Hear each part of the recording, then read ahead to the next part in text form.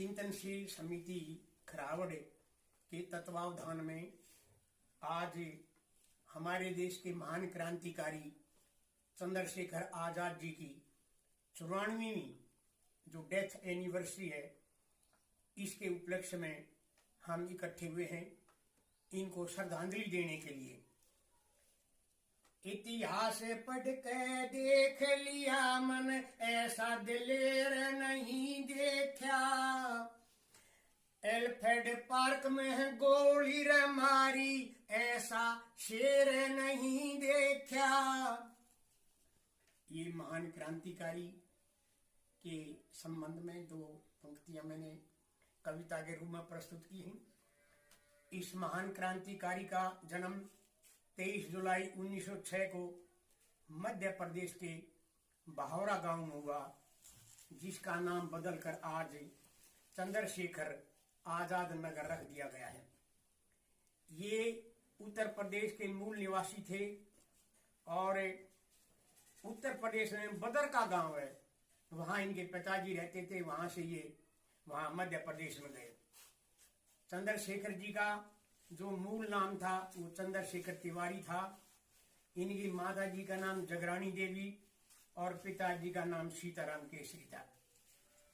बचपन से ये तीरंदाजी व निशानबाजी का इन्हें शौक था और बावरा गांव में भील बच्चों के साथ ये तीरंदाजी की प्रैक्टिस करते थे। जलियांवाला बाग जब 1919 में घटित हुआ तो ये बहुत ज्यादा दुखी हुए और प्रभावित हुए। इनका एक मुख्य वाक्य था जो कहा जाता है, मैं आजाद हूं, आजाद रहूंगा और आजाद ही मरूंगा। 1921 के महात्मा गांधी जी द्वारा संचालित असहयोग आंदोलन में इनको गिरफ्तार किया गया और ये मजिस्ट्रेट के सामने पेश किए गए। मजिस्ट्रेट ने इनसे पूछा, आपका क्या नाम है? बड़े तपाक से उत्तर दिया, मेरा नाम आजाद है। आपके पिताजी का क्या नाम है? मेरे पिताजी का नाम स्वाधीनता है। और आपकी माता जी का क्या नाम है? माता जी का नाम आजादी है। तो ये बड़े अद्भुत शब्द जब उस जज ने सुने, मजिस्ट्रेट ने सुने, तो वो तिल मिलाया। उसे और ज्यादा दुख हुआ क्योंकि क्रांतिकारियों से डरते तो हैं ये।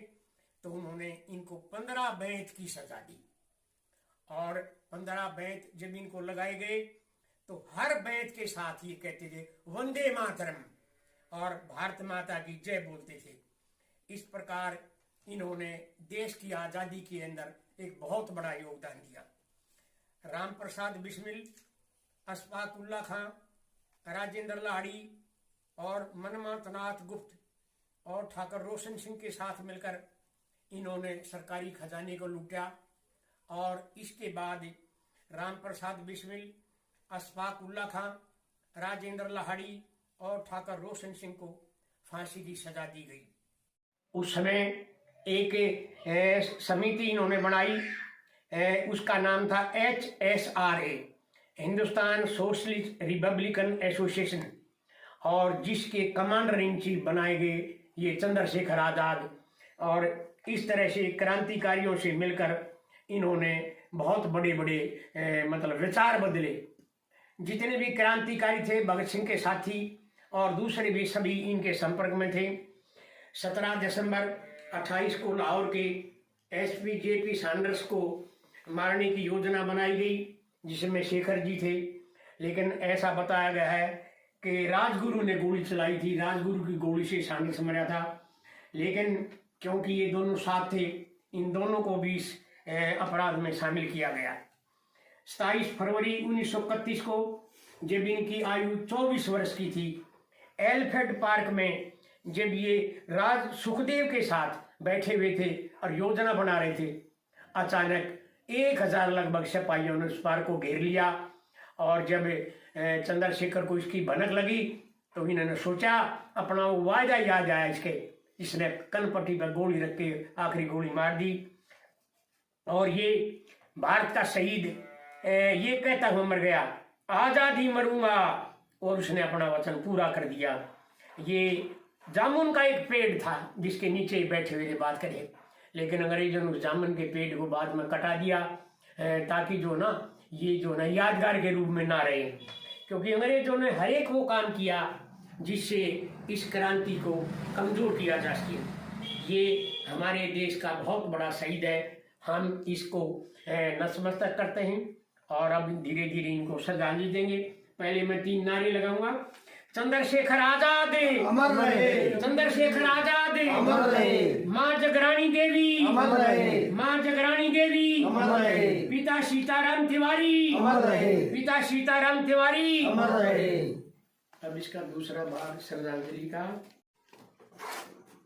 ये धीरे धीरे जो पुष्प अर्पित किए जा रहे हैं, पंडित श्री भगवान जी जो हमारे जनरल सेक्रेटरी, मैं भी थोड़ा अपने श्रद्धा भाव से पुष्प अर्पित कर रहा हूँ इस महान क्रांतिकारी को।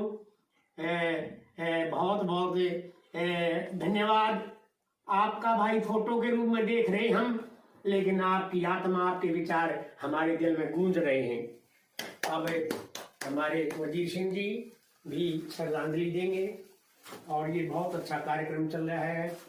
मैं आप सभी बहन भाइयों का बहुत बहुत धन्यवाद करता हूँ, आभार व्यक्त करता हूँ कि आप जो ना बहुत शॉर्ट नोटिस पर हमारे कार्यक्रम में आ जाते हो और जो ये क्रांति है, जो विचार फैलाने की क्रांति है, अपने श्रद्धा सुमन अर्पित कर रहे हैं। देखिए कितना अच्छा लग रहा है। हम उस व्यक्ति को याद कर रहे हैं जिसके गले में फांसी का फंदा नहीं लटका और अपना वो वादा पूरा किया कि मैं आज़ाद रहूँगा, आज़ाद हूँ और आज़ादी मरूँगा। तो इस तरह एलिफेंट पार्क एक स्मृति चिन्ह बन गया हमारे देश का।